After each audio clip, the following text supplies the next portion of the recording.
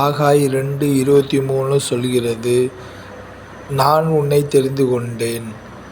நம்மை தாயின் கர்ப்பத்தில் உருவாகும் முன்னே தேவன் நம்மை தெரிந்து கொண்டார் என்று வேதம் கூறுகிறது. நீ என்னால் மறக்கப்படுவதில்லை என்று இயேசு சொல்கிறார். நாம் ஆண்டவராகிய இயேசுவை ஏற்றுக்கொள்வதற்கு முன்பே தேவன் நம்மை தெரிந்தெடுத்து நமக்காக சிலுவையில் இரத்தம் சிந்தி மரித்து 3ஆம் நாளில் உயிர்த்தெழுந்து இப்பொழுது நமக்காக தேவனிடம் பரிந்து பேசும் வேலையை செய்து கொண்டிருக்கிறார். இயேசுவே நமக்காக யாவையும் செய்து முடித்தார். நாம் இயேசுவை ஆண்டவரென்று ஏற்றுக்கொண்டு இரட்சிக்கப்படவே இயேசு விரும்புகிறார்.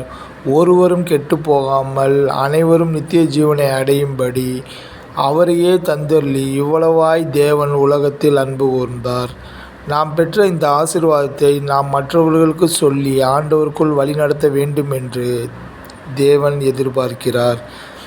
ஒவ்வொரு விசுவாசியின் கடமையும் இதுவே ஆகும். தேவனே நம்மை ஆசீர்வதித்து இருக்கிறார். தேவனுக்கே மகிமை உண்டாவதாக. ஆமென்.